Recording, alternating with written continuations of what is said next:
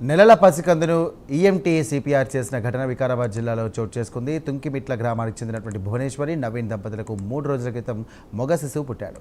అయితే బాబు నెలల నిండక ముందే పుట్టడంతో హార్ట్ బీట్ తక్కువగా ఉండడంతో పాటు శ్వాసకోశ సంబంధిత సమస్యలు తలెత్తాయి. దీంతో మెరుగైన వైద్యం కోసం కూడా హైదరాబాద్లోని నీలోఫర్ ఆసుపత్రికి రిఫర్ చేశారు. అంబులెన్స్లో ఆసుపత్రికి తరలిస్తుండగా ఒక్కసారిగా బాబు హార్ట్ బీట్ ఆగిపోయింది.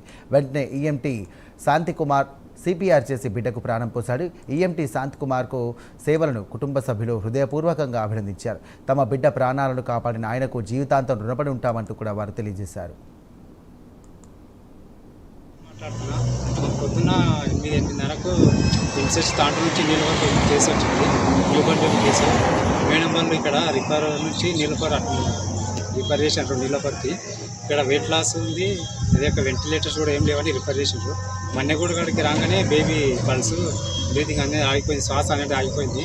మన్నెగూడ కాడికి రాగానే సిపిఆర్ చేసి బేబీ ప్రాణాన్ని కాపాడడం జరిగింది. అదే తాండ్రులో కూడా మాకు ఏమి రెస్పాండింగ్ ఏమి ఇయ్యారన్న, రూమ్స్ కూడా ఏమి ఇయ్యారు. అంబులెన్స్ టెక్నీషియన్ మాట్లాడుతున్నారు.